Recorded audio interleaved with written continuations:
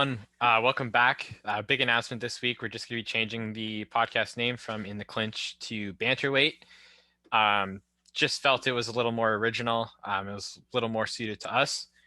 But this week we're going to be going into the top five best Brazilian fighters that have ever fought in MMA. Brazil for the longest time's been a breeding ground for many notorious fighters. When it comes down to it, MMA and UFC may not have existed if it wasn't for Brazilians like the Gracie family. So we're just going to take this week to go over our top five in MMA in general. So starting off at number five, we'll start off with Braden's opinion there. All right. So my number five top Brazilian MMA fighter of all time is Mauricio Shogun Rua. For those of you who are more so exclusively UFC fans when it comes to MMA, you might not actually get a sense of how good Shogun was in Pride, because I think that's really when he shone the brightest. But yeah, he was kind of like the Shuto box guy. Like, he was kind of on the shoulders of giants with like Vanderlei and all those guys. But I think he was also the best example of that era of fighter and that kind of fighter at the time. Nice. Holden? I actually have the exact same number five.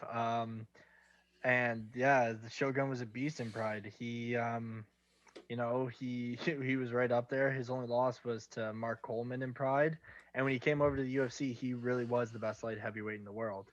So, and the legends that came out of the Shuto Box gym, uh, I really think sorry, not Vandal. I really think Shogun was the top legend to come out of that gym, in my opinion.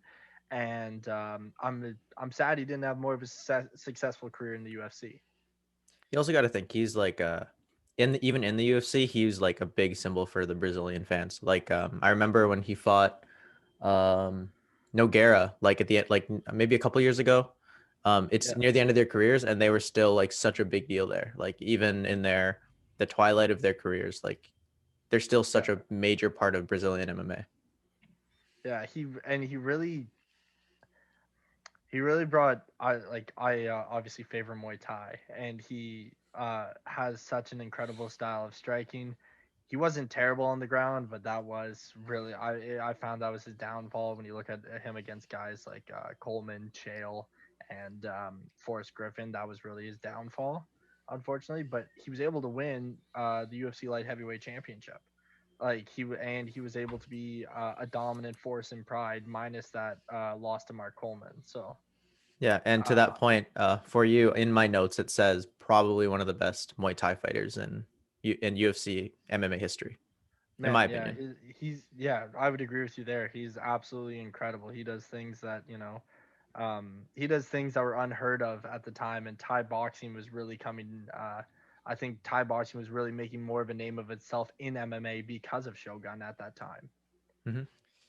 Yeah. I mean, number five was going to be Shogun too, but you guys basically explained everything. So I guess we'll just move on to number four then. Braden, go ahead. Wow, is that the first time we've ever all agreed on the same number, Probably same the first same and answer? probably the last as well. But All right, I'm gonna agree with you there because my number four, I doubt you guys are gonna have him as your number four. But I put Hicks and Gracie. Um, yeah, I mean, when we say the best Brazilian fighters of all time, it's hard to say like the best outside of time, right? Because obviously the game is improving and the game is evolving and the sport is evolving, and the level of fighters are evolving every decade, every year. Um, so I'm not trying to say that Hickson is going to beat every Brazilian fighter that's out there right now, but if we say relative to the time where he was competing, he was on such another level from anyone in the world, in my opinion, right? Like, if you look at UFC one, Hoist is running through every other fighter they could get on that roster, and Hickson, uh, according to the legends and like the stories, did that to Hoist, right? And then you got to also take into account the legend status of being the first main event of Pride #1, right?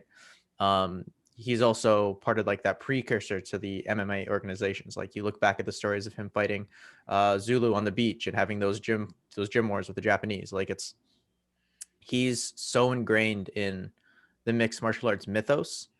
And then he was also just such a good fighter objectively, undefeated, and like people just knew he was that good. Yeah, he's not my number 4, but that's such a good pick. I know we've talked about this before, and I like you just got to pay homage to Hickson in whatever you do, because really at the end of the day, I believe inspirations from Bruce Lee, inspirations from the Ali Aoki fight. I'm pretty sure was the name of his opponent. But Hickson really is the father of what we consider modern MMA, and bringing that to and being able to bring that together in the competition that created what we know today. So yeah, I agree with you there. But my number 4 was actually another Pride legend, Antonio Nogueira. He's just absolutely incredible. Not of late, unfortunately, but in Pride, you have to remember there was a time where, even though he was only interim UFC champ, in Pride there was a time where it was him and Fedor at the top of the world, and nobody else could dethrone them. And when you're mentioned with names like Fedor, like we did a top Russian list, Fedor would be right up there. So I think that's something to pride yourself on, pun intended, I guess. But it's something that he can take great pride in, that he's at the top of the world with Fedor Emelianenko, and that's the only guy that can beat you, the last emperor, the guy that went undefeated for how many years. So And Basically a decade. you got to think too that Nogueira was the first ever heavyweight champ of Pride, so he's been there from the start, right? And yeah, funny enough, of course, number 4 is Nogueira for me too. So everybody, I'm just hopping on the train today, I guess. But not as big as you with Cejudo, bud. we'll see about that. We'll see about that. Zach, you gotta start answering your own questions first, man, or you're gonna seem like you're piggybacking on everybody every fucking episode. Maybe I am. I don't know. Anyways, number 3. I just want to make a quick comment about Nogueira, because that's a great answer, and he almost made my list. He was like number 6. Like, he was in the running to be that top 5 guy. But another point on that is he was a pioneer in like heavyweight jiu-jitsu, right? Because it's very rare to see a heavyweight guard player like him. Like, you have maybe Verdum, but that was after him, right? Like, Nogueira was that guy at the time, and the only guy at that time. I'm not sure where Mir was around that time, but I would say Nogueira was, I think, just before that, and definitely more popular before that. But yeah, my number 3, coming in at number 3 is Amanda Nunes. We just saw her on the weekend. Oh wow, why, you guys are shocked? I'm no, you guys are shocked. Same as mine. That's mine. Wow. Maybe the shortest podcast ever. We're just agreeing. I mean, there's not a lot to say, because I feel like everybody already knows the story, right? Like, she's beaten every other featherweight and bantamweight champion in the women's divisions in the UFC. I think Shevchenko twice. Yeah, actually, I saw something on Instagram the other day. I think she's like 8-0 against current, former, or future UFC champions in her UFC career. She's like 8-0 because she's fought a couple of them more than once, but still, that's insane. Just think of the list that she's beaten. She's beaten Holly Holm, Ronda Rousey, Miesha Tate, Cyborg, Shevchenko twice. I mean, it's just insane. Yeah, and I don't think you can have any great Brazilian list, or any great fighter list with her now. And you got to think about this: she has defended simultaneous belts more than anybody, gender off the table, right? So that's an incredible feat in itself. Yeah, and just go ahead. And I was gonna say, I really like the fact that we've seen from her that she can go into her opponent's world and compete with them. Like, she knocked out Holly Holm with a head kick in the first round. That's not something you do to Holly Holm, right? But then on the flip side, she's also not scared to take her opponents out of their world. She took Germaine Durandame to the ground and didn't even let her play her game at all. You know what I mean? So she's done both, and she's been able to do both and stay dominant. Well, yeah, geez, look at what she just did to Megan Anderson this weekend. She just pieced her up on the feet, and then when she went to the ground, she looked like that would have been her ground game. She moved so effortlessly, and she even said, like, hey, in the post-fight presser, everyone I go against, yeah, I guess that move's just kind of there. It's like, Man, you just landed a triangle armbar. That's not the easiest thing in the world to land. Like, And Yeah. she's in a weird spot right now too, because everybody she's going up against nowadays is just, they look so much like the competition just looks levels and levels below her. So it's going to be interesting to see if how much longer she goes on, because realistically, you're going to run out of competition eventually. And I don't know. Are you predicting next time she retires, Zach? Because I think so. I think so. I think a few more defenses, and then she's gone. Featherweight, especially. I don't think featherweight's going to be around for much longer. insert clip from past episode where Zach predicted that Nunes was going to retire after the Megan Anderson fight. I meant the next one. I don't know what you're talking about, but yeah, that Mystic wasn't Zach. long enough to be a fight, Braden. Don't Yeah. worry. That didn't even Good point, good happen. point. That didn't happen. Nunes Anderson 2 is when it's going to happen. You know, Mm. come on now. All right. Since we all basically agreed on number 3, let's see if we do it again for number 2, Braden. The King of Rio, Yep. Jose Aldo. Holden's looking like he's not agreeing. I did not agree. No. I did agree there. I did. That's fine. I'm just gonna go for it real quick. Jose Aldo, like, what is there to say? He's a legend already. He did it at such a young age that people forget that he's still basically in his prime, maybe just leaving it now, but he often gets overshadowed by that Conor knockout, which is very sad, because look at what he's done. He was the king of the WEC, he was the king of the UFC for so many years, and he's done it all. He's ran through people and looked dominant. He's also had classic wars that people are going to look back at. One of my favorite fights of all time, if not my favorite fight of all time, was Aldo versus Mendes too. And in terms of being the number 2 Brazilian fighter of all time, remember when he fought Mendes 1 and he ran into the crowd? I don't know if there's another fighter that Brazil loves as much as Jose Aldo. He's literally called the King of Rio. There's not a lot more you could say, you know? And you got to put into consideration too, he was the only featherweight champion ever in the UFC for years. I don't know how many exactly, but I think it was like 5 or 6 years. And he remained undefeated for at least 10 years throughout the WEC and the UFC in general. So Yeah, and he's won it more than once. Like two-time champion plus an interim champion in there. yes, I think yeah. Holden. So my second might be a lot of people's first. I'm going to assume it's your guys' first, actually. My second is Anderson Silva. I think Anderson Silva is incredible. I think he absolutely changed the game. He's the greatest middleweight of all time, barring whatever Israel Adesanya can do. His striking was on another level. In an interview clip from Forrest Griffin, he said, "I tried to punch him, and he looked at me as if I was stupid for doing so." And like only Forrest could put something like that. So just so matter of fact that Anderson Silva was on another world. He got his ass beat for 5 rounds against Chael Sonnen, and Chael Sonnen was juicing. Chael Sonnen popped, and he's getting his ass beat, and he throws up this last chance triangle. And even though I know Chael believes he only should have lost the round with the tap, Anderson was able to secure the fight, and then was able to secure it even more dominantly in the rematch. So Anderson Silva is just this guy that's on the top of the world with a middleweight division that I find had a time period where it was defined by American wrestlers that had heavy hands. And he was able to show that you can flawlessly come in there. You don't have to look like the biggest guy, and just pull off incredible movement, incredible striking skills and accuracy and precision. Without guys like him, you don't get guys like Conor McGregor. You don't get guys like Israel Adesanya. So he's my number 2 pick. Nice.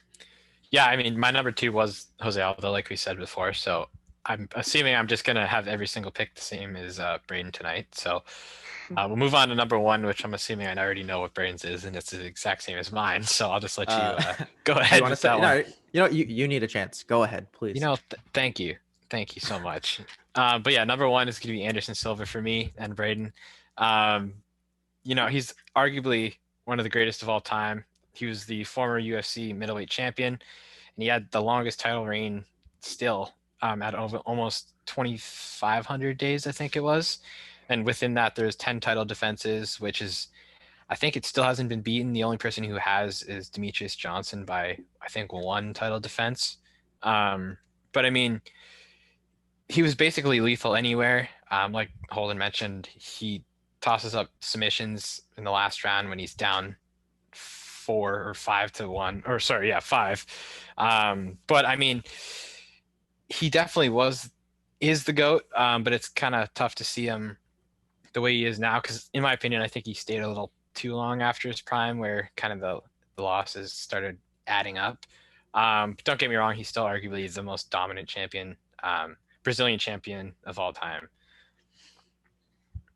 Yeah, I mean, he invented the matrix in MMA, right? Like you had guys in maybe boxing before, like Ray Jones Jr. You had Muhammad Ali all those years ago who looked untouchable at parts of their career, and I think Anderson was that first guy to show that kind of level in MMA, like that just matrix zone. You know what I mean? I think Braden took a quick pause there. Yeah, it's probably not right at the end too. That's interesting. Can you guys not hear me? Yeah. Yeah. No, it's okay. It sped up at the end. We heard what you said. Yeah, there. you were frozen for a little Matrix bit, of his but own. yeah. Yeah, Anderson. So my thing, why I didn't put Anderson Silva on my number one, and I put Jose Aldo at my number one. You know, for all the reasons that you guys mentioned for number two, I put him on my number one. But something that he doesn't have that Anderson Silva has is controversy. And Anderson Silva has a lot of controversy, in my mind, a lot of controversy around his name because, you know, back, he loses the rematch by an unfortunate event. USADA joins the sport, and we haven't seen him look the same since USADA has entered the sport. And whether, you know, he got caught against Nick Diaz, and I think I think that was his first USADA event. I'm not sure, but I'm pretty sure that was his first USADA. I think they event. both popped for that one, didn't they? I'm pretty sure. Nick Diaz popped for weed. For right? weed. What are you gonna Yeah. do? So, but you know, Diaz's are gonna smoke. Very performance enhancing right there. Too dangerous. But like Anderson Silva, since USADA has come to the sport and cleaned up the sport, he hasn't looked the same as he did when he was in his prime. Now I know a lot of people. The loss to Chris Weidman, there's a lot of factors that could be in there, but the fact that he popped and the fact that he hasn't looked the same since are big red flags for me that keeps him out of my number one spot.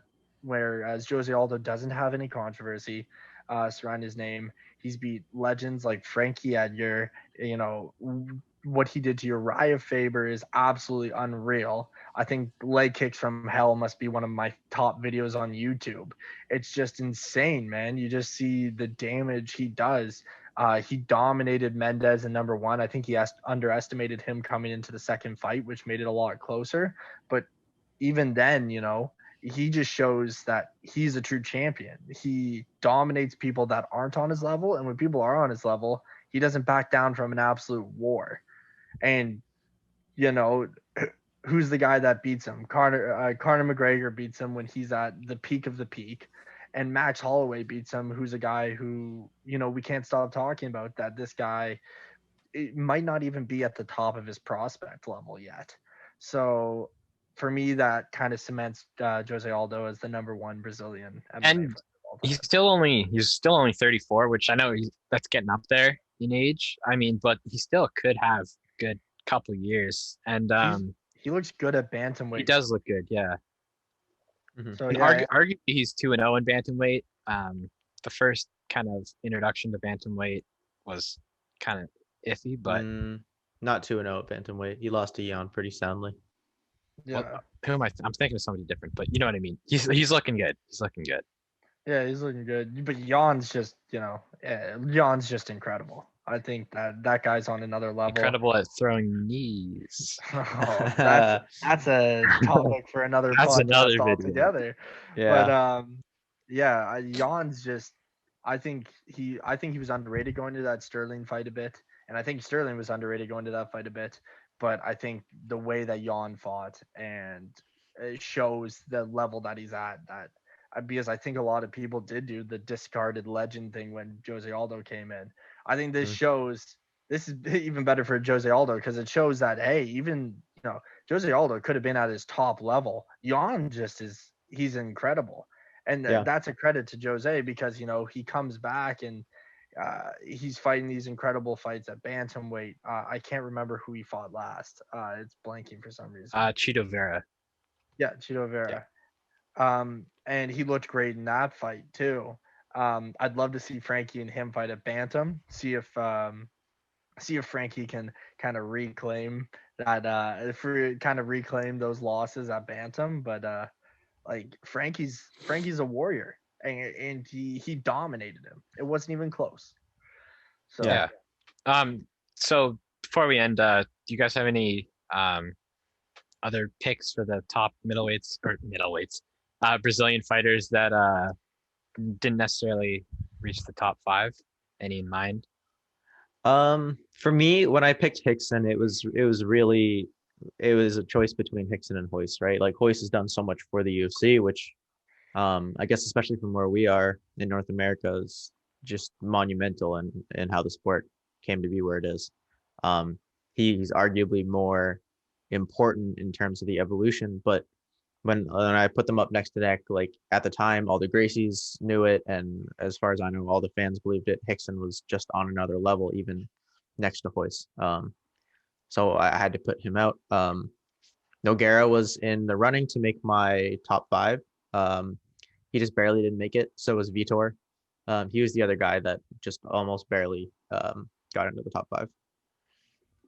Cool. yeah, honorable mention. Only honorable mention for me. Um, because Braden summarized why Hickson and Hoist would have been my honorable mentions really well there. But Vanderlei Silva was one of my honorable mentions. It's unfortunate that there's controversy now just because he ran away from that drug test, but I think that's kind of been cleared up with Chael coming out and saying how stupid that whole situation was. Mhm. And if Chael's supporting Vanderlei, I think that shows something. So, but yeah, Vanderlei, uh, you know, when you talk about that shooter boxing gym, Vanderlei is one of those like he is iron sharpens iron mentality, straight killer.